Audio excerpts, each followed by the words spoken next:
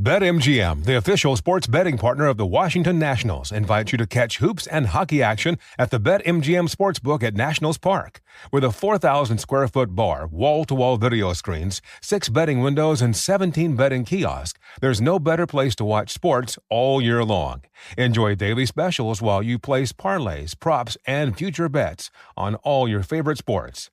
The Sportsbook is located near the center field entrance of the park. Grab your crew and enjoy all the action you can handle every day from 11 a.m. to 10 p.m. You can even make cash deposits and withdrawals for your DC mobile account at any one of the betting counters. Thanks to BetMGM, Nats Park isn't just for baseball anymore. Experience the dozens of betting options and promotions going on daily. Boldly take the court at the king of sportsbooks. BetMGM and GameSense remind you to have fun and play responsibly. See BetMGM.com for terms. 21 plus only, DC only. Gambling problem? Call 1-800-GAMBLER. And we're back on Dealing Together, where we help good people who fell for bad deals. First caller? I had to buy 3 identical sweaters to get the 4th free. Ooh, you got fleeced. Next caller, what's your deal? I paid for 20 tanning sessions, but had to use them in a month. Now I'm orange. Ooh, you got burned. Next caller. I traded in my old Samsung at AT&T for a new Samsung Galaxy S24 Plus. How's that bad? I got to choose from their best plans. So, what went wrong? Oh, nothing went wrong. And you're calling to... To request a song? You want a song. Of course. The choice is yours. Our best smartphone deals. Your choice of plan. Learn how to get the new Samsung Galaxy S24 Plus with Galaxy AI on us with eligible trade-in. AT&T. Connecting changes everything. Offers vary by device, subject to change. S24 plus 256 gigabyte offer available for a limited time. Terms and restrictions apply. See att.com/Samsung for details. This episode is brought to you by Navy Federal Credit Union. At Navy Federal, it's been the mission to help the military community for over 90 years. And not just help them, but do everything to make sure they not only grow, but flourish. That's why Navy Federal Credit Union has all kinds of great savings and investment options like share certificates with sky-high rates. So don't hesitate. Start growing your finances today with a variety of savings and investment options. Navy Federal Credit Union. Our members are the mission. Savings products insured by NCUA. Investment products are not insured, not obligations of Navy Federal and may lose value.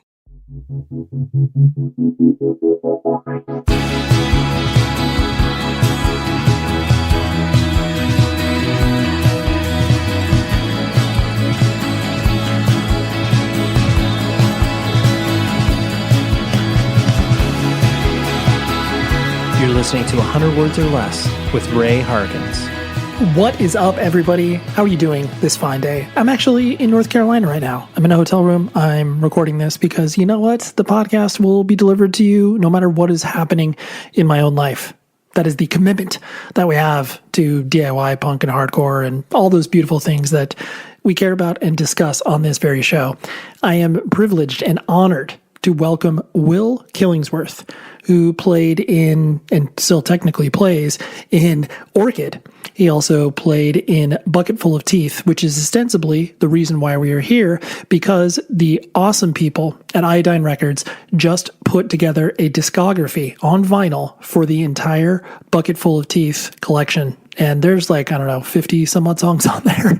Bucket Full of Teeth is a great band, but Will also runs a studio called Dead Air Studios. He also put out records under Clean Plate Records, also played in Ampere, or that's how you say it. I was going to say, I was like, wait a minute, there's another way to say it, but no, Ampere.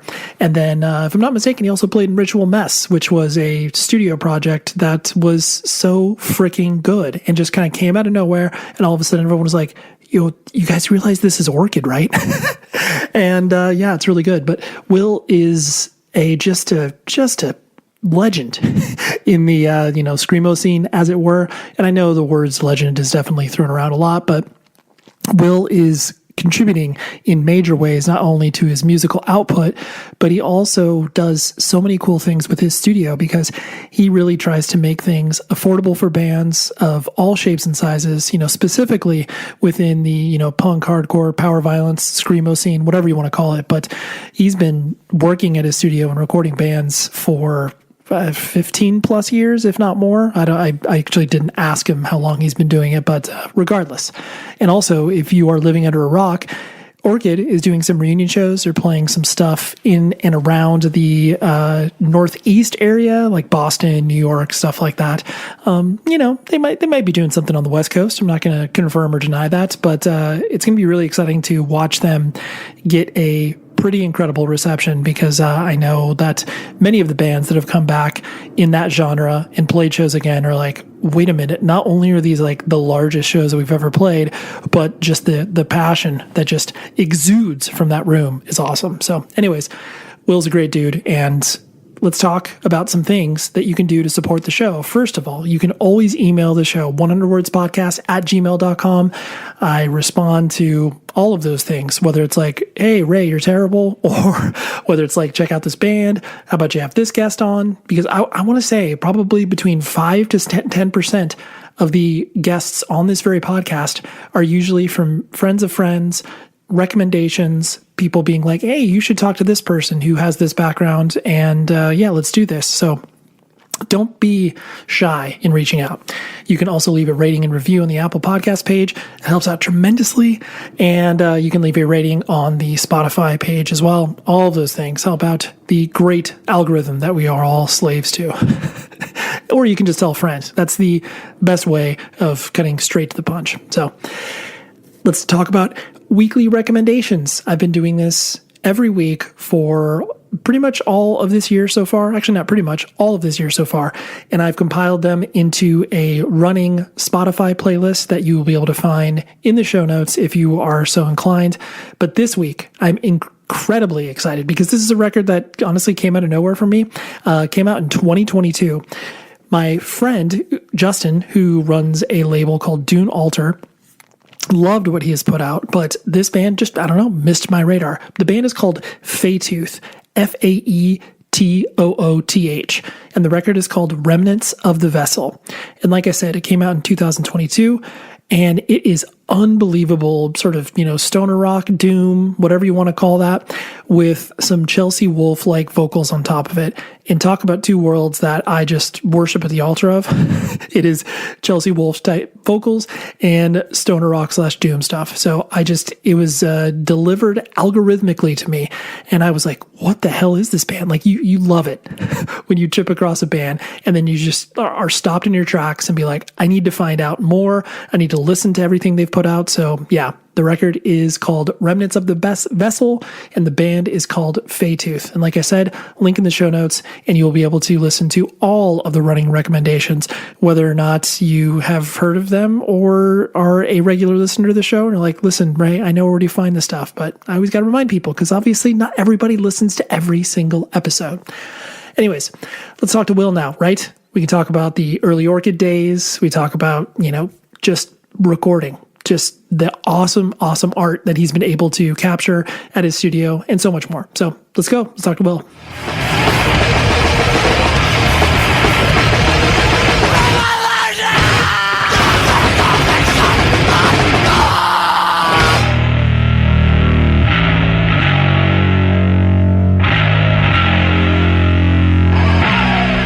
And being a punk and hardcore kid of a certain age, I was fortunate enough to watch multiple of your bands play, whether it was, definitely living in Southern California, saw Orchid, I want to say at least 2 or 3 times, definitely once at the PCH Club. I want to say it was with Gasp maybe, or Volume 11. I'm not entirely sure, but, and then definitely saw, Ampere, at least that's how I pronounce it. Is that correct? I've always said Ampere, but, it's a French name, so, I think it's probably up for interpretation. So who's to say who's right? That's good. I always wanted to be accurate to the native tongue in which it was named. So, but saw you guys a few times. And cool. What I've always appreciated about, your musical output is that kind of regardless of, how, for lack of a better term, like heavy or soft you're going, there's always a consistent chaos and like sort of, noisy aspect to it. And I realize this might be a little big question to start things off, but what keeps you, I guess, connected to that, through line? Because obviously there's the conception that as you grow older, you're supposed to, chill out a little bit or like maybe not play as aggressive music or whatever. But that doesn't seem to be the case with you. So what keeps you, I guess, rooted in that element? Well, I guess we're not going to talk about my new age project then, but it's I don't know. I think that it's just kind of what I like doing, and I guess what I gravitate towards like making. I certainly listen to music that's not as chaotic or noisy or whatever a lot, but I don't know. I guess it's just kind of what I find interesting, and maybe also partially just what I feel like I don't want to necessarily say good at, but I think it's, something I can do, at least to, the level that I'm happy with it. Whereas, I think if I like tried to be in like a Neil Young style band, I love Neil, but I think I would probably do a pretty shitty job. Yeah. And I appreciate what you're saying in regards to the idea that, yes, of course, you listen to other styles of music, and obviously that starts to bleed in whether you actually intentionally want it to or not to your music. But I just always, I guess, get heartened by people that, continue to find a through line, but still have like the core of like, the first band you played in. Like there's just elements of that still sprinkled in. And I just think that's, why like all the projects that you've played in have had that element of like, oh, you can still hear, to the core of it, like, well, what it is you are trying to accomplish. Well, I appreciate that. I feel like, part of it, I think, is that I am like aware also of that sort of like progression of, sort of like aging out of punk or hardcore or whatever. And I guess I find it, I don't know if I find it distasteful, but I guess I find it something that I kind of wanted to avoid. But it's not like I'm like, oh, I really wish I was in like a Skinner cover band, but here I go making like my fifth grind album or something. So it's not like I'm being dragged over the coals, but right. It's like, oh damn, dude. No matter what, I cannot write something that isn't like 300 BPMs. Like, I'm sorry. Yeah. We'll pull it a little bit more of those threads a bit later, but just kind of from a biographical perspective, were you actually born and raised in the Massachusetts area, or I was trying to track that, but couldn't really pinpoint it? I was born and lived outside Boston until like through the 7th grade. So like as a child and whatnot, I was here in Mass where I am now. And then I lived for a couple years in like, I almost said remote Southern California, but it's not really remote, but not really, let's say rural Southern California. And then I lived for 4 years outside Birmingham, Alabama, for most of high school, and then came back to Mass for college and just stuck around because I had shit going on here and nowhere else to really go, and I like it here. Sure. What caused the moves? Was it like parents getting jobs and stuff like that, or just change of pace, change of scenery? Yeah. So like I don't know, a couple years. I think around when I was in 5th grade or so, my parents got divorced, and my father ended up moving to California, and then I was living with my mom for a couple years, and then I don't know. I think it just, I don't really know how, as a 12-year-old or whatever I was, I made this logical decision, but somehow it seemed maybe more logical to live with my father in California. So I moved there, and then he's originally from Alabama, and so was his second wife. And so they collectively decided to move closer to like their family. And I went with them to Alabama. So that was the move. Are you an only child? Do you have brothers and sisters? I have an older sister. She's 4 years older. Ironically, she stayed in Massachusetts until college, and now she lives in California. But Got it. You guys are all just, shifting scenery, as it were. yeah. When, when you were going through those moves and kind of making those choices, like, was it, because I mean, those are like distinctly different areas, like, California and Birmingham, like, could not be more, culturally divergent and very different. Yeah. Was it difficult to make those transitions, or were you kind of like looking forward to be, a new fish in a new pond? It's hard to say. I think, and I mean, moving in California, like I was in like a really small school in like, kind of like a podunk town. So Birmingham was actually more like, I mean, I was like I've been going to Birmingham for like my entire life to visit family there, like my grandparents and cousins. And, it's like, so I was like very familiar with it. So it was like, it was a bigger city and sort of, I guess, maybe culturally had more going on. Not that I was necessarily an age to fully be aware of it, but I don't know. I definitely kind of dreaded it when it was happening. Yeah. But, all in all, it was a positive move. And, I wouldn't be where I am today without having lived there and, all the experiences I had living there for 4 years. But, by the time I went to college, I was also like, I'm not moving back to Alabama. So I've been there, done that. Yeah. It served its purpose for me, and then I moved along. Yeah, sure. I get that. And so as a kid, like, what did you find yourself, getting into as far as, were you playing sports? Were you super into school? Were you, like a science kid? What would you describe yourself as?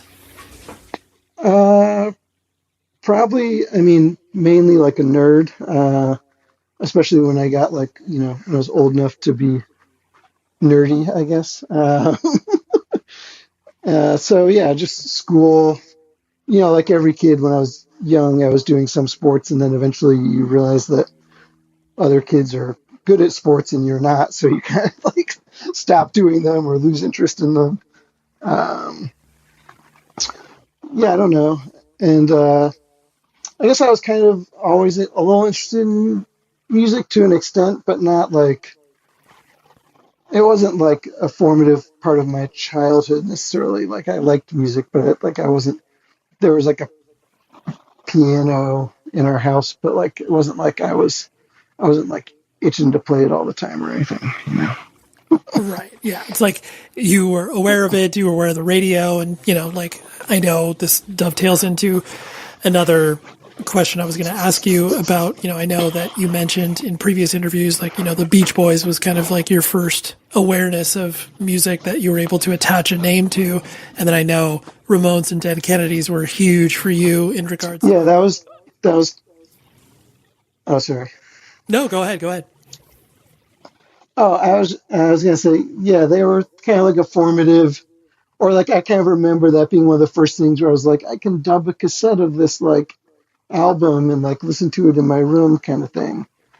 And I went through like a funny, like surf rock thing where I got really into like the Ventures and just like multiple like surf rock classic stuff. So, I mean, I guess I kind of was drawn to guitar and melodies and that kind of stuff, and which was like a funny sort of entranceway to the Ramones, who were the first punk band I really heard at, but being unaware what a punk band was or that they were a punk band.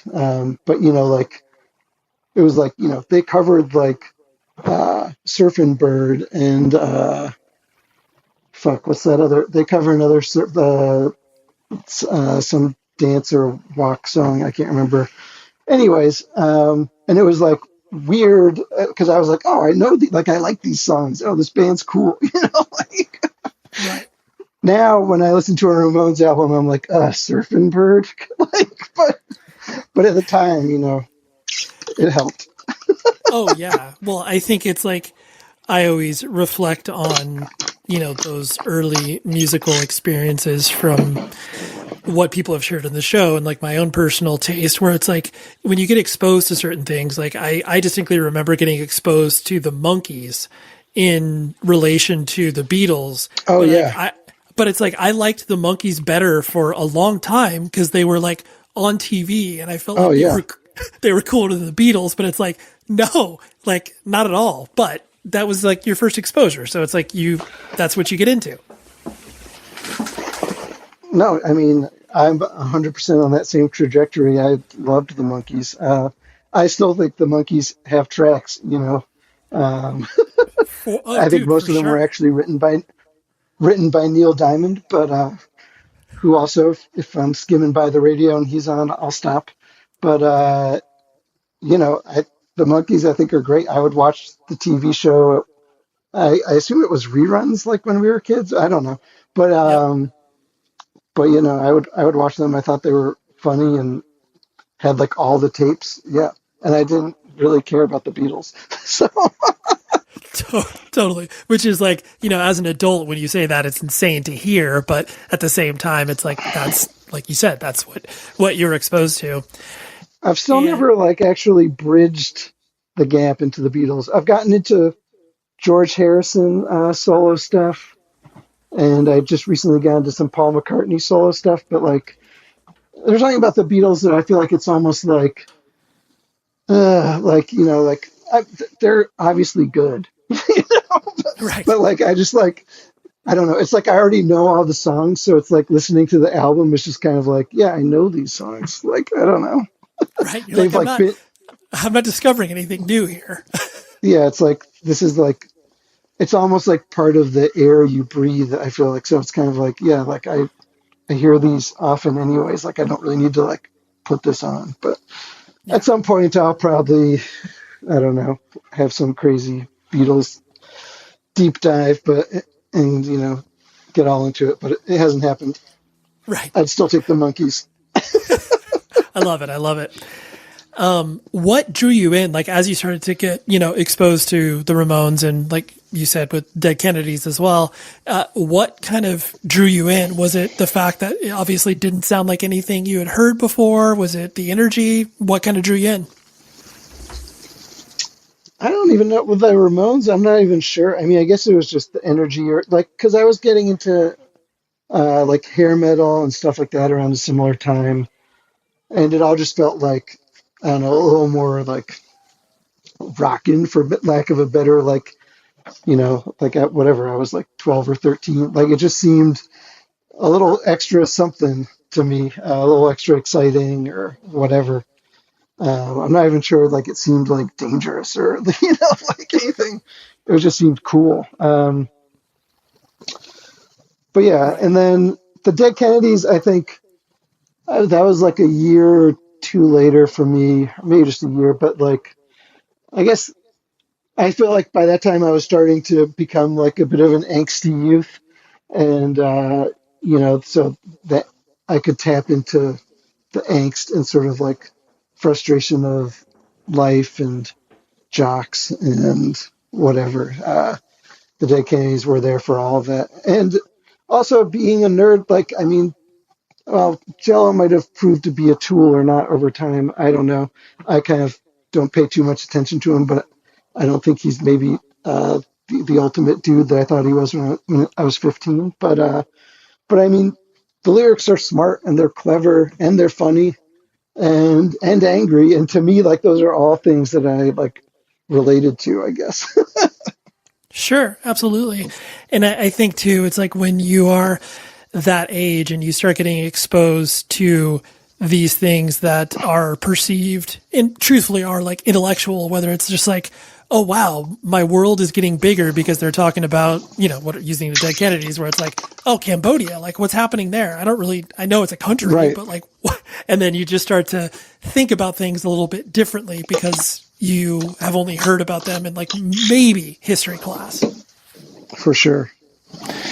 Yeah. And so So as you started to like get into this and bring the stuff home to, your parents, your step parents and stuff like that, were they looking at you quizzically? Were they like, what the hell is Will getting into? Or were they generally permissive for you to, kind of explore that? They were pretty permissive. I think by the time I lived with my dad, he didn't really care like what I was listening to, and I wasn't listening to anything. I mean, like, I don't think he thought the Dead Kennedys were crazy. Like, and he was familiar with the Ramones, he wasn't like super into punk or anything, but like, I don't think he viewed it as like threatening or anything. Like, I mean, I remember like when I was younger, whenever, I don't know what age, but like, I had like a 2 Live Crew tape and stuff, and like to my parents, that was like, whoa. Like, I don't know about that, but yeah, by the time I was listening to punk, I think it was either I was old enough, and it's not like it was raunchy or, crass in that kind of way, that I don't think it really mattered. Sure. And especially too, where it's like, I think that even though parents might be, threatened by whatever music their kids are taking home, there's like an element of the idea that the kid is finding something that they actually care about. And it's kind of like, well, that's cool as long as they're not like hurting themselves or hurting others. Like, I guess we'll just let it roll, even though, the hairstyle's terrible or whatever. Yeah, I don't think they were that concerned with it. Yeah. I mean, at some point I was probably told to like turn it down, or but there was nothing really beyond that that I can think of. Listen, I know Valentine's Day just passed, but that doesn't mean you can't get a gift for your significant other. And how about you go to rockabilia.com and you use this promo code 100 words or less. It gets you 10% off your entire order, which basically means like I'm giving you free shipping. There's no hassle there. Rockabilia sells you officially licensed merch from everything from like Black Sabbath and Kiss and Iron Maiden all the way to like Bob Marley, Grateful Dead, all of that. We're painting with a very wide brush here, but I love this company because they are paying the artists, which is incredibly important in merchandise. They are also shipping from the Midwest here in the United States of America, and they're also independently owned and operated. They just do everything right as far as I'm concerned. And like I said, it is a one-stop shop where you can just basically get gifts for, your mom, your dad, your brother, your sister, your, cousin who's like super into Depeche Mode, like whatever it is, you'll be able to find something there at rockabilia.com. And again, the promo code is 100 words or less, 10% off of your entire order. Thank you for your continued support, Rockabilia. This show is sponsored by BetterHelp. We all want more time in our lives. Whether it's like, dang, I wish I had like another hour to, play video games or read more or get outside or whatever it is. I know myself that I actually get questions a lot in regards to this podcast. How do you fit it in your day? And like, how do you do the interviews and all that stuff to be able to then balance the rest of my life from my work and, playing in a band, and I have a family, all of these things. But that is why therapy is so awesome, because it helps you be able to sort out your life to focus on the things that, for one, really matter to you, and two, try to find more time for those things that you love. That is why I love working with BetterHelp, because if you need to find a therapist, they're there for you. So give them a try. It's entirely online. It's designed to be convenient for you, and they can be suited to your schedule. And you fill out a brief questionnaire, matches you up with your own personal therapist. And if you do not like that experience, you can switch it. No problem. No questions asked. It's great. So learn to make time for what makes you happy with BetterHelp. Visit betterhelp.com/Ray today to get 10% off of your first month. It's an offer just for you, the listener of this podcast. That's betterhelp.com/Ray. Was guitar kind of the first thing that you picked up, or did you do the kind of, oh, my parents are trying to teach me piano, so I don't want to learn that, so I got to learn something else? Yeah, there was piano lessons at some point at a couple of points in my life, but there that was the first instrument that I took lessons for, and it didn't do much for me. And I think at some point, like, I wasn't practicing and wasn't like, I just had like zero motivation for it. And I think at some point I was like, could I take guitar lessons instead? And like, got some like cheap Kramer guitar and started taking guitar lessons, which I honestly wasn't great at practicing that either, but I was at least interested in it. And, like the novelty of being able to play like, I'm trying to think of some of the, I can't remember. I feel like maybe there's like a Guns N' Roses, like, riff or two that I learned and, stuff like that. Like that was definitely more in my interest, like I was like, this is cool. So, I at least wanted to like keep taking lessons to a degree, but. Right. And especially with that idea that the moment that you feel like you can mimic anything musically, whether it's a power chord or whether it's like 4 notes strung together, you feel like you're on top of the world. You're just like, oh, I just cracked this code. Like, I can play guitar. Yeah, although I don't even know if the funny thing is that I don't even know how I learned what a power chord was, because in my first band, I definitely did not know. But, right. But yeah, I had like taken those lessons and then I had fallen off and then kind of just had the guitar, but wasn't, there was a few years where I didn't like touch it or really play, or if I did, I don't know what I was doing. I don't think I was really doing it at all, to be honest. When did you first start going to actual shows? Was that in, when I say shows, like obviously of the, more DIY variety and stuff like that, was that in Alabama, right, or was that more so in the college years? It was definitely in Alabama. I think the first show I went to was actually in California. I should actually check with an old friend of mine about this, but so when I lived in California, there was like, I had basically I literally had like one kind of punk friend, but also kind of maybe just like one friend because it was extremely rural. And I was not that cool. And he had an older brother who was like even more into like sort of like punk stuff and like played drums. And so they were into like NoFX and Bad Religion and like got me into all that kind of stuff. And I think at some point with them, I went to a show like somewhere in Southern California that was it was a funny show. It was this band Junglefish played that I bought their tape at the show, and I can't remember who else, but it was not particularly good, although I remember there being kind of a lot of people being there. But I think at the time, I didn't even really know, like I was aware, obviously, like I went to the show, I was aware of what I was doing, but I wasn't really even like aware of sort of like a DIY scene, or like, it was just like, there's this band playing, like they're cool or something, like, do you want to come? So like, I didn't really like know anything besides that, Right. And it wasn't until in Alabama. Right. It's something to do. Sorry. So like, let's go ahead and do that. Yeah, and even in Alabama, like most of the show, there weren't that many shows, and most of them were kind of like at VFW halls, or like a record store started doing shows a little bit there. But like, it wasn't really until moving to Massachusetts that I really, I think I might have been to one house show in Alabama, but I'm not even sure if that was after I went to school. I guess it wasn't after I went to school or went to college, but. So yeah, it was still even like a little different than like the full sort of DIY as I came to know it in college and whatnot, Right. And for all intent and purposes, like, was Orchid your first band, or did you actually play in something prior to that? No, there's a couple of bands before that.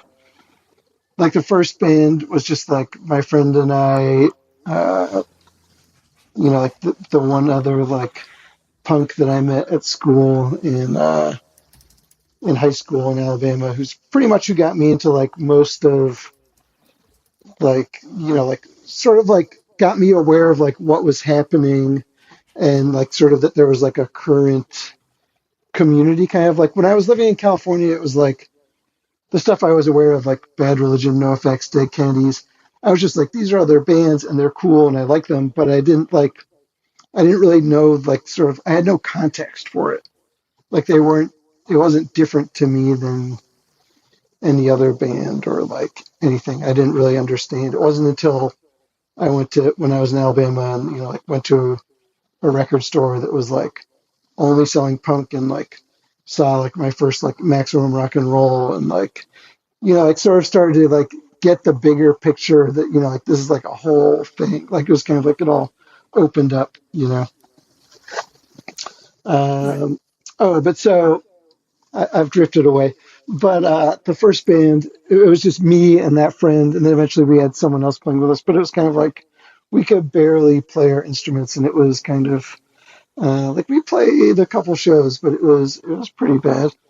I was going to say, can I ask who you're trying to rip off? Oh, dude, we were not good enough to rip off anyone. Like, it was embarrassingly bad. As every first band should be, let's be honest. It's great to have grown up in the age where I couldn't put that on Bandcamp or YouTube or somewhere to be archived for eternity. It can just live on a tape that I don't even know if still works in, like, some box in my house. But, right. But yeah, it was literally like I was just making shit up that was, I mean, I don't know. It was basic and bad, but that didn't stop us, so. Yeah. And was that the first band that you actually, like, played some shows with and stuff like that? Yeah, we played at least a couple of shows with that band. And, I mean, I think we were like 15. We definitely had to be, like, dropped off by our parents. And I remember it was a funny thing, like, so we had, whatever, we were immersed in this, like, world of DIY and, like, Maximum Rock and Roll, and just kind of being like, oh, we should, like, put out a 7-inch and whatnot. And we actually, like, whatever, our shitty, like, 4-track recording, like, mailed it to some, like, distros, like, just like a dubbed tape of it, and a couple labels. And I remember very distinctly, I'm blanking on the label, but anyways, this dude that I had ordered, like, records from and put out a couple things, I like responded to, like, the tape and was just like, trust me, do not put this out. It was like I've put out 7-inches, like, that I think are, like, truly great, and I cannot sell them. Like don't, like, you're gonna, like, regret putting this out, which was, like, scarring, but also probably, like, some of the best advice I've ever gotten. So. Right, that's it. I mean, it's like it's that, double-edged sword where you're just like, oh, it's great to get a response, and then, like, you could completely, smash, but then at the same time you're like, obviously as you get older, perspective lands, and you're like, man, it was good that they told me not to put that out. Yeah, it would have been bad. It would have been real bad. But the other funny thing is that someone, I can't remember what label I sent it to or who had it, but I don't know if people even know what More Damn Distribution is in 2024, but they were, like, a big punk distributor, and I sent it to someone there, and, like, or some label that was, like, distributed by them. They were kind of like a lot of California punk labels were distributed through them, so it was kind of like this, like, network. Anyways, trying to get to the point of the story. Years later, like, I would buy some records through Mordem and distro them, and, like, even after that, I forget why I was in touch with some dude from there. Maybe it was just mail order. But he like, in, like, corresponding with him, and I think it was an email, he was like, by the way, like, I still have that tape, like, of like the band you sent in from, like, whatever, like, I don't know, it's to be like 92 or something. He's like, we have like a joke about like putting out a compilation of like all the like people that went on to be in like, bands that put out records, like horrible demos and stuff that we put out. And I was like, oh my God, no. Right. Like, It's please. so good. It's like blackmail, Totally. And this is this is your first band that we'll just hold back in case anything ever happens. Yeah, exactly. It's like, fuck. Yeah, that's so good. Yeah. And what was the, I guess, for lack of a better term, like life path for yourself? Like, I mean, obviously you went to college, like you said, up in the Boston area. Were you, did you go to college for, recording? Like, had that been something that you already were sort of interested in as you started to, put the bands together and stuff? It was definitely something I was interested in. Like in high school, I had a 4-track that I was using to like record like my bands and like my later crust bands of that time, and then like grind band and so forth. But so the school I went to was Hampshire College, which was like a very kind of like hippie school, and like where you can pretty much major or concentrate in whatever you want. You just basically have to like come up with the idea and pitch it essentially, but it could literally be anything. And so I kind of like did recording and music there, but like they had like a small studio, but it wasn't like they didn't have like a recording program, or like people don't go there to study recording, or that would kind of be a bad choice. So yeah, I would like use the studio and kind of made it part of like what I did there. But it definitely wasn't like my plan when I like set foot on campus or anything that I was going to like be like making records and stuff. Sure. And I presume around that time, that's like when Orchid started to come together, just because there's more opportunities to play with people and stuff like that. Am I right? Yeah. So like my first year there, by then I was like playing guitar a lot and sort of having ideas. Like my older band, Laceration, was like this project band that was sort of like, we had recorded a bunch of material and I was like slowly putting vocals to it over time, and then like releasing it. So like I was kind of perpetually working on that to a degree. And and then I started having, I guess, ideas of what like would become Orchid. But even still, it took a little while to find the people to like kind of like make it happen, because this Hampshire, the hippie school, there was more punks there, but still not that many. And it was kind of like, there was like the pop punk kid, the kind of like industrial and kind of like punk kid, and like the beatdown kid, and like it wasn't like Sure. It wasn't just like swimming with people that were playing like DIY music or anything, because it's not that big of a school and whatever. I love the people at Evil Greed. They are an amazing web store solution / provider for bands of all shapes and sizes and record labels. The thing is they have a very specific point of view about the type of artists and bands and record labels that they want to work with. So go to the website, evilgreed.net, use this promo code, 100 words, that gets you 10% off of your entire order. And let me just list some of the new like pre-order stuff that they have going up right now. They have the new Hot Water Music, which is coming out in April. They work with Indie Hits Records, who is putting that out, which is amazing. They also work with bands like I Hate God, Cannibal Corpse. They work with Triple B, Flat Spot, so many cool record labels. But basically, they're like the record label version of a merch store, where they're like, you know what? Are you artistic / heavy? That's my own qualification for what Evil Greed does. They're like, let's work together. Let's figure a way to get your stuff out to the masses. They're based in Berlin, Germany, but they ship worldwide, and the shipping rates for us here in the States are very advantageous. So please go to evilgreed.net, use the promo code 100 words, and just order all the vinyl and sweaters and long sleeves and hats. They got a ton of great stuff. And I know, as a fan of the show, you will absolutely love evilgreed.net. Thank you for your continued support. BetMGM, the official sports betting partner of the Washington Nationals, invites you to catch hoops and hockey action at the BetMGM Sportsbook at Nationals Park. With a 4,000-square-foot bar, wall-to-wall video screens, 6 betting windows, and 17 betting kiosks, there's no better place to watch sports all year long. Enjoy daily specials while you place parlays, props, and future bets on all your favorite sports. The Sportsbook is located near the center field entrance of the park.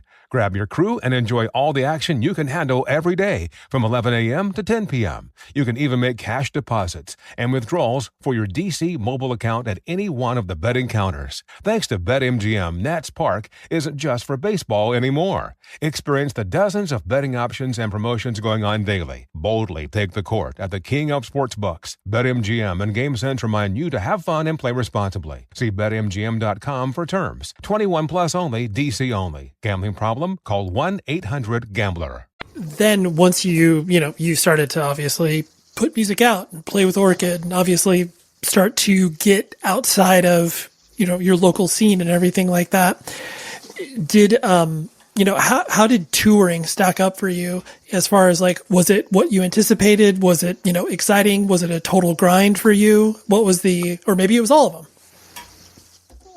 It wasn't a grind. It was definitely exciting because I had never been in a band that had toured. I had kind of gone on tour like the summer after my first year at college, because by that point I had like a label and a distro, and I didn't really have anywhere to go that summer. So like hypothetically, there's places I could have gone, but I didn't really have like a plan or whatnot. So I was just kind of like, I'd put out a Spaz record at that time, and they were doing a US tour, and I was just kind of like, hey, like, would it be cool if I like tagged along to these shows and just like sold records, like distroed records, and like kind of just like hung out. And they were like, sure. Like they were like, there's not like room in the van, but if you want to like come to the shows and like sell stuff, like, we can't like, like I wasn't like on tour with them, but I was kind of like following them around, like selling records basically, but right. In a friendly manner. But so like I had kind of already toured in that respect, like, cause I did that for like 2.5 weeks or something, the summer of 97. So I kind of had some perspective, like that whole time I was like sleeping on people's couches and stuff. And also doing the label and doing that, like being along for that tour, I had a fair amount of contacts and sort of like, I think that like doing that, I was kind of just like, this is like, like what I want to be doing kind of thing. So I think by the time Orchid toured, it was like, I don't want to say it was easy, but, like I knew people in all the places that we played that I could just get in touch, I could call up, and it wasn't like that hard to get the shows set up. And so, yeah, it was like fun. And again, I didn't really have anywhere to go that summer. So it was like, it was just kind of like, this is what I should do kind of a thing. Right. Why not? Yeah.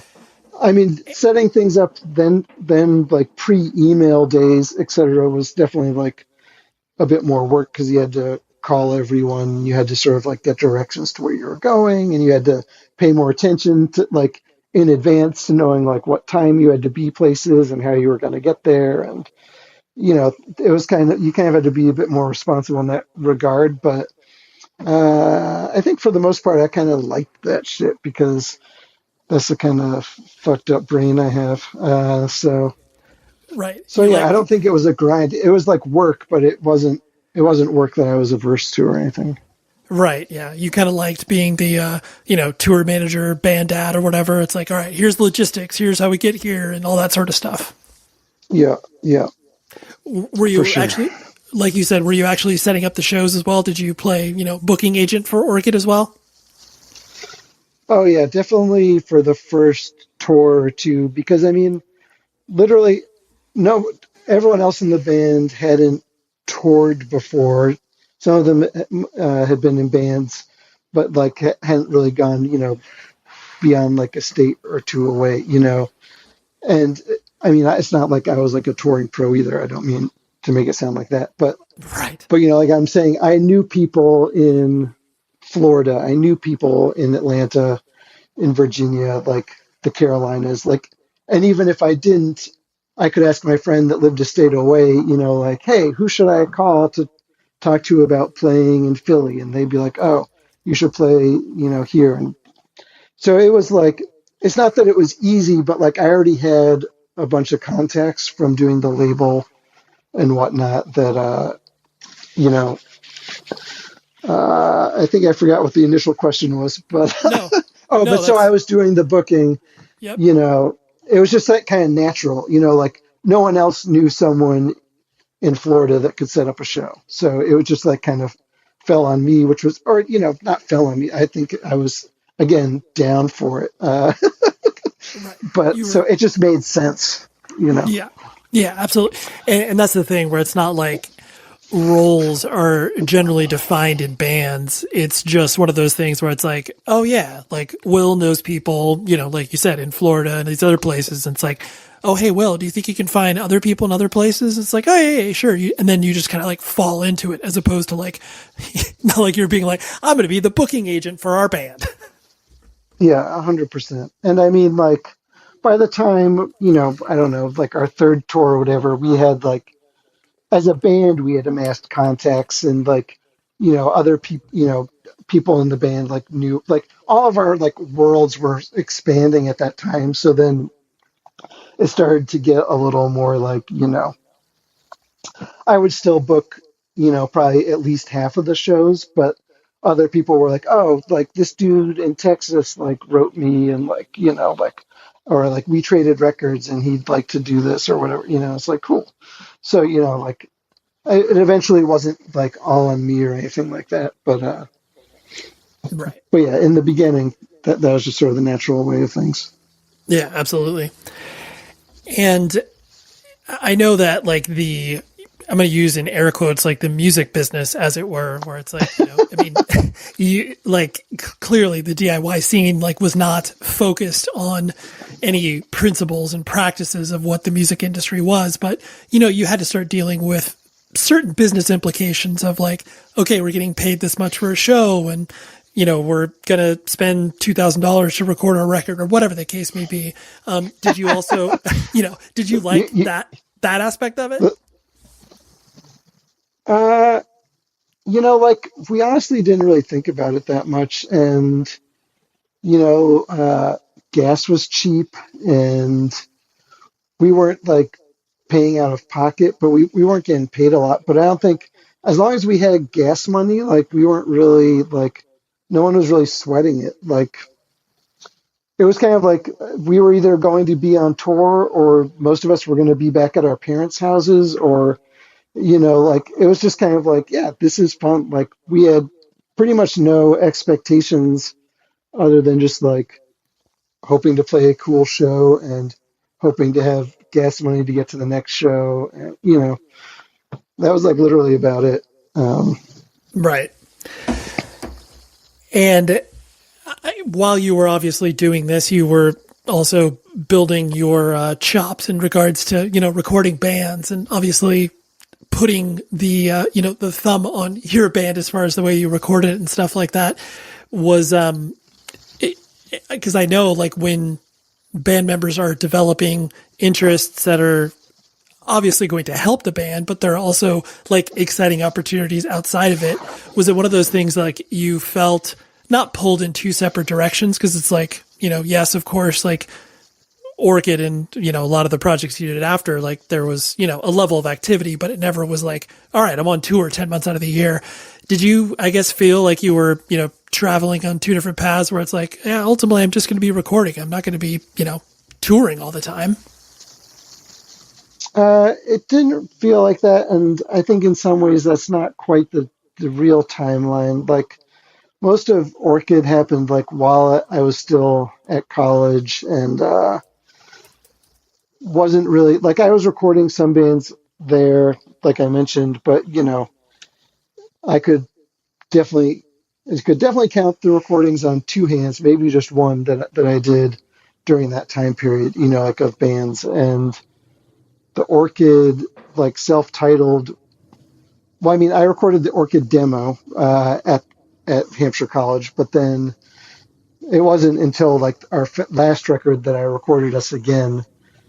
Not counting a 4-track, recording it for a comp, but and even then it was kind of like that last Orchid record was one of the first recordings I did at that house where I started like doing most of the Dead Air work or doing the Dead Air stuff at the time.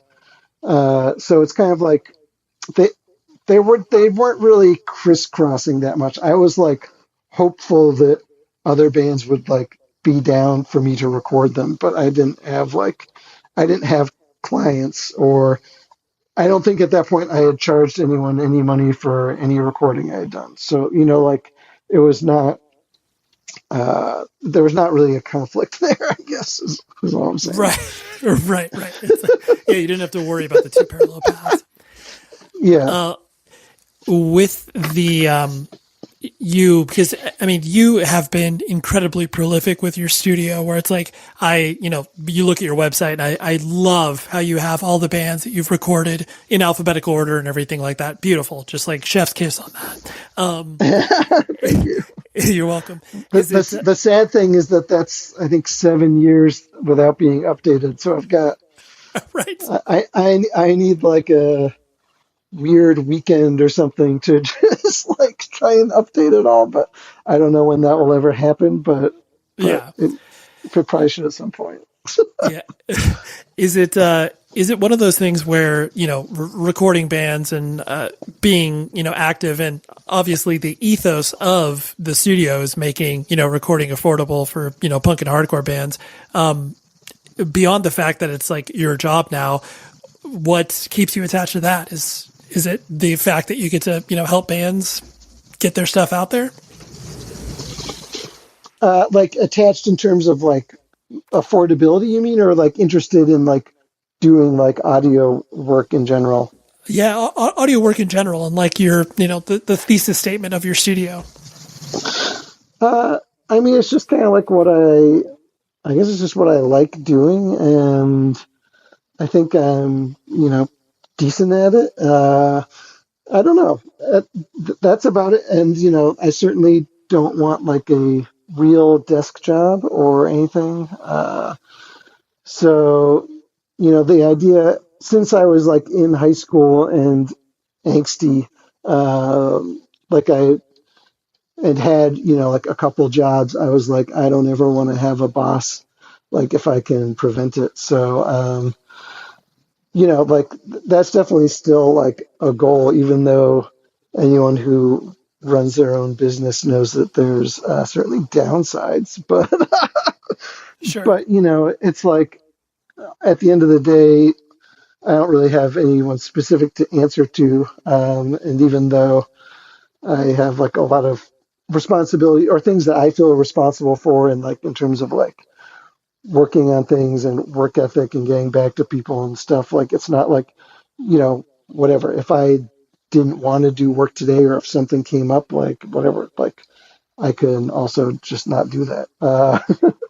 Sure. But in terms of the affordability or like sort of the ethos, I mean, some of it's selfish because I mean, like I just like working on punk stuff at the end of the day.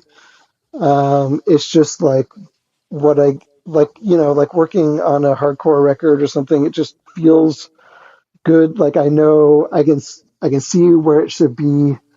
and I can sort of push it in that direction.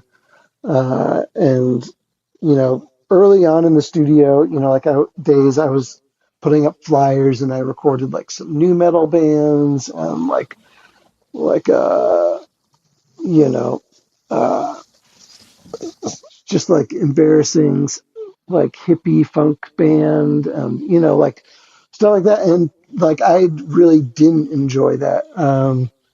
And it kind of made me realize that like, it's not just recording, like it's actually, I mean, it's not that I necessarily have to like get into it's not like I'm necessarily have to be like, this band is like the best I've ever heard, but it's just like, I can understand where it's coming from and I can, try to make it as good as I think is possible. And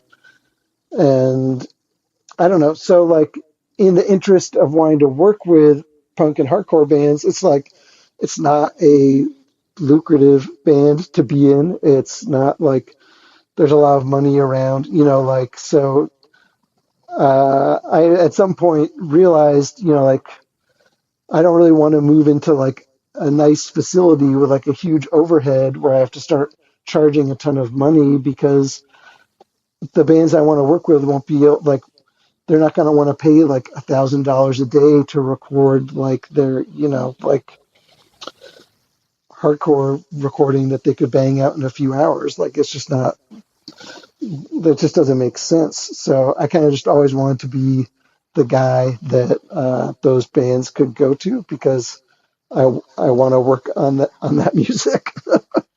Right. So it's a little self-serving, but also, whatever. I do think that things being accessible and affordable is obviously positive and important, so there's that aspect too, for sure. Right. Yeah. Keep that, keep the idea alive of, clearly bands are always going to need a spot to record. And it's great that they can record with you in a cost effective manner and a person that comes from their particular scene. Because I mean, you and I both know we've undoubtedly recorded with people that are just a studio and they're like, why the hell is this guy yelling? This is terrible. Like, they have no context for it, but it's like, you clearly know where they're coming from. Yeah. Yeah. Yeah. I'm with you. Yeah. The last two things I wanted to hit on was the, clearly with the bucket full of teeth stuff coming out in Iodine, it's, truthfully, like when Casey told me that he was going to be doing bucket full of teeth, I was just like, first of all, this is amazing that people even still remember the band. And I'm sure that you still, and I don't mean that in a disparaging way, but it's just like, yeah, like you get it. But, I just love the fact that, this can still exist and obviously be introduced to newer and younger kids. Is it just fun for you to see how certain things, kind of like live on and take on a life of their own? Definitely. And I think Bucket Full of Teeth is kind of a weird one where it's like, I mean, it's always been kind of a weird one, but like, we put out the records and we played a handful of shows, but on like a single tour, but not many shows. And like, I don't think as a band, like, I feel like we never actually really, besides like immediate friends being like, this is cool, or like, this is bizarre, or, whoa. We never got, to my knowledge, much like feedback, like from people being, like in terms of like popularity or people being into it, or like, the records at the time sold. So, I mean, I guess, to an extent there was some acknowledgement that someone wanted to be listening to it. Although I think, they took some time to sell and there was a decent number of them, but like, yeah, I feel like it kind of just existed for a while without much like, I don't know, like I didn't really know how it like went over in the world, I guess is what I'm saying. So then like, and it was even like a few years later, I don't know, like maybe even up to 10 years later, I feel like I would be like on tour with a different band and someone would be like, someone we're playing a show with or staying with or whatever, sub show would be like, oh man, like I've just got to tell you, like Bucket Full of Teeth is like one of my favorite bands. And I'm just like, really? You know, like I'm just like, oh, I didn't know anyone like still like listened to or like was aware that this like existed, you know. And there's not a ton of those people, but there started like occasionally being enough of those people that I was like, I feel like a certain demographic of, I guess, other weirdos sort of like found it and, you know, could relate to it in some way, in a way that honestly kind of surprised me, where like, you know, years later I was hearing from people that were like, oh yeah, and I really like this, in a way that like I feel like no one really was responding to when it was coming out. Right. And I guess the last thing I would have had was, I mean, we can clearly speak about Orchid and obviously the reunion shows you're doing and everything like that. And I know just in having mutual friends that exist in your band, you know, this was definitely a long time, a long time coming as far as just the idea, like, because clearly, you know, Orchid did stop being a band not because you hated each other, but it's just like, you know, life obviously gets in the way. And so like you guys are obviously friends and we're able to, you know, be in communication with each other. And I know you're not a overly nostalgic guy. So in you, just like speaking for yourself, how are you kind of approaching this as it started to get put together? Because I mean, obviously it's exciting for people who never got a chance to see you, but you know, how were you, I guess, approaching that idea? You know, I think that for a long time I was kind of like the no guy. And I think that as time passed, I started to sort of like, you know, wonder like what the upside of being the no guy was. Sure. You know, like I'm not like, who benefits from me being like I don't know if we should do this. Like, I don't know. So I guess I decided to, you know, take the, you know, like viewpoint, or, you know, like I was just kind of like, you know, maybe this could be cool. Like, or maybe I should be open-minded to the idea that this could be cool, you know, like, which doesn't sound that radical, but was not really the way I was thinking about it before. And I don't know, I think some of it just came from like catching up with some of those guys a little bit more and that being fun. And, you know, I think also like seeing some other bands like reunite and play shows and stuff where I felt like it wasn't, I think I was always just like that shit's in the past. Like, you know, let's just like keep marching forward. But I feel like seeing other bands like get together and play shows, I don't feel like they're living in the past, or like as someone watching the band, I don't feel like I'm living in the past, or like to me, it's not like a nostalgic thing.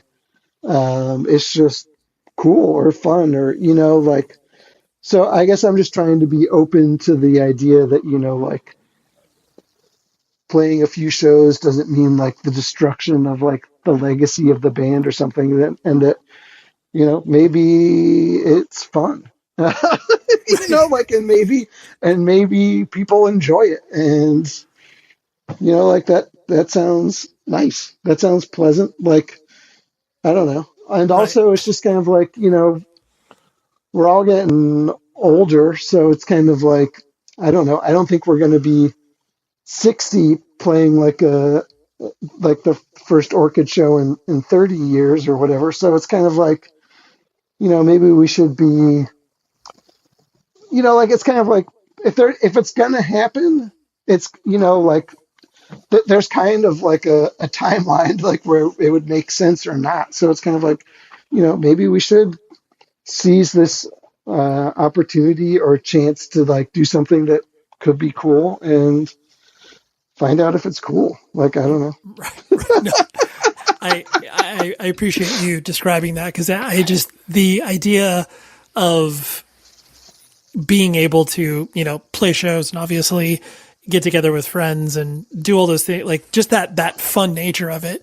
It's, you know, sometimes it feels weird to be like, you said, looking back on this thing that's just like, dude, the biggest show we ever played was like in front of, maybe 200 people at the most. And so it's weird to be like, yeah, all right, here we go. Let's book, a couple nights in Brooklyn and Boston. It's just like, this is weird, but whatever. And I think you're approaching it with the right attitude of just like, hey, let's have fun with friends, and, people will show up and like, that's cool. We can go some places and play some shows.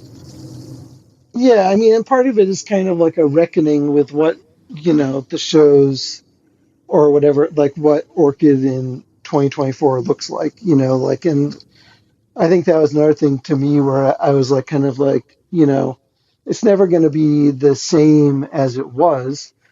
But then I guess I just started thinking like, that doesn't necessarily mean it's going to be bad.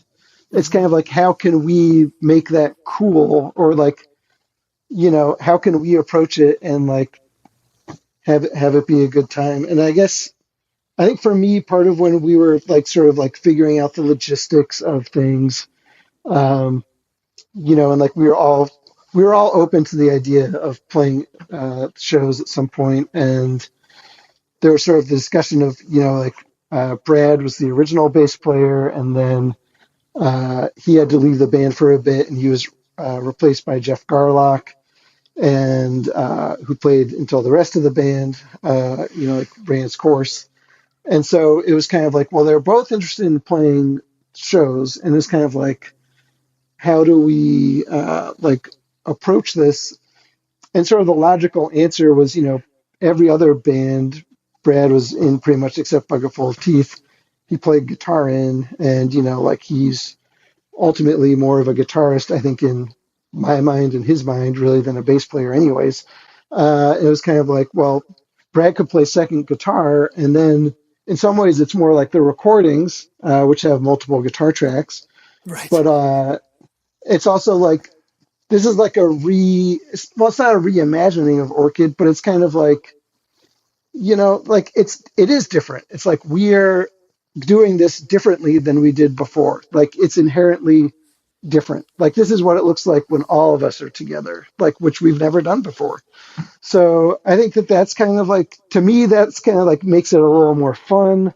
It makes it a little bit more like, yes, this is different. And it's just kind of like, this is our approach to doing this now, and like revisiting these songs as like a collective. Right. And I also think that, it's fun to me that it's like, every member of the band is playing. Like, I feel like a lot of bands, that's not the case. And to me, it's cool that it's like, we're all friends, we're all down. Like, let's try and do this like together in a way that we haven't before. It's just kind of like an interesting approach. Yeah. Yeah, no, I'm excited because realistically, I think when the members of bands are obviously adults now and they like know how to play their instruments better, it's going to just sound better. And it's like, I've seen it, time and time again with bands that, citing a most recent example, it's like a band like Botch. I mean, they were always good, just like I would say that every time I saw, you guys play, you were good. But watching them now in, 2023, it was just like, oh, so this is what, people, people sound like when, they're really putting their focus into it. And so I'm sure it'll be surprising for you guys too, to be like, oh, wow. Like, hey, we sound pretty good. Well, I'm not sure I'm any better at playing those songs now than I was then, but, I'm trying my best, but maybe in May that'll be a different story.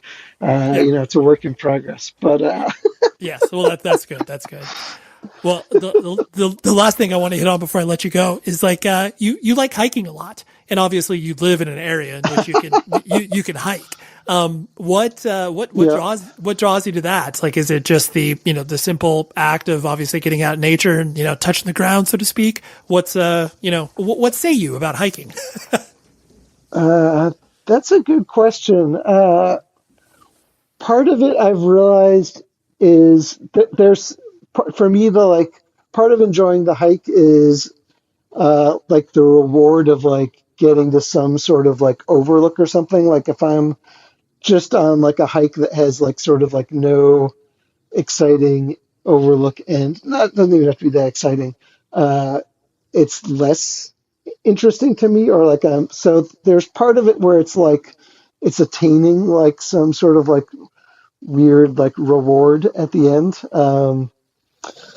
But I think it's just one of the things that that like kind of like frees my mind a little bit, and kind of just like lets me, I don't know, like not work and try not to look at my phone and, you know, like sort of just like, I don't know, reconnect with the world in some different way than like through email and stuff. So I don't know. I can't quite like pinpoint it, but it's definitely beneficial in some way mentally. And yeah, I mean, when you get to a cool view or something, it is fun. And you know, I like a couple of weeks ago, or like for like a month or two, I was doing the same hike every week, and it's just like kind of fun seeing like the seasons change, like from the same vantage point and stuff like that. It's just kind of like interesting and peaceful. You know, yeah. There's just something nice about it. That is indeed what's up. Very appreciative to Will for his time, and a big shout out to the family over at Iodine Records. They always bring me interesting ideas and guests, and I just love the label. So shout out to Casey. Love you, sir. Maybe will hear this. I don't know, but I'm grateful that you are a human being in my life. So isn't that sweet? Oh, that's great. Anyways, next week I talk about another person who I didn't know, but now I feel like I really like love dearly. His name is Steve Jennings. He plays in a band called Spark of Life, and he also worked in the music industry for many, many years at Velvet Hammer Management, where he was able to help, you know, Rise Against, Deftones, AFI, like a bunch of other stuff. But Steve is just a earnest dude that wants to play hardcore. And this band came up in the early 2000s and then is just now putting out new music. They put out a full length way back in the day, but now they're releasing new music on New Age Records. That is a person I love as well. Mike Hartsfield. Whew, New Age. Jeez. Anyways, that is what we got next week on the show. And until then, please be safe, everybody. The show is sponsored by BetterHelp. Trust me in saying that no matter who you are, mental health challenges can affect you, and how you manage them can make all of the difference. That's why everyone should have access to mental health support that meets them where they are and helps them get through. BetterHelp provides online therapy on your schedule. It's flexible, simple to use, and more affordable than in-person therapy. Connect with a licensed therapist selected just for you. Learn more at betterhelp.com. That's betterhelp.com. Hey, it's Malcolm Gladwell, host of Revisionist History. eBay Motors is here for the ride. Your elbow grease, fresh installs, and a whole lot of love transformed 100,000 miles and a body full of rust into a drive entirely its own. Brake kits, LED headlights, whatever you need, eBay Motors has it. And with eBay Guaranteed Fit, it's guaranteed to fit your ride the first time, every time, or your money back. Plus, at these prices, you're burning rubber, not cash. Keep your ride or die alive at ebaymotors.com. Eligible items only. Exclusions apply. Infiniti presents a new chapter in luxury, the premiere of the all-new 2025 Infiniti QX80, live March 20th from the Edge at Hudson Yards in New York City, featuring a performance by John Batiste. The all-new 2025 Infiniti QX80 is an SUV designed to help every passenger feel just right. Be the first to see it March 20th at 7 p.m. Eastern, only on iHeartRadio's YouTube channel. Save the date at new-QX80.com. Don't miss it. 2025 QX80 coming this summer.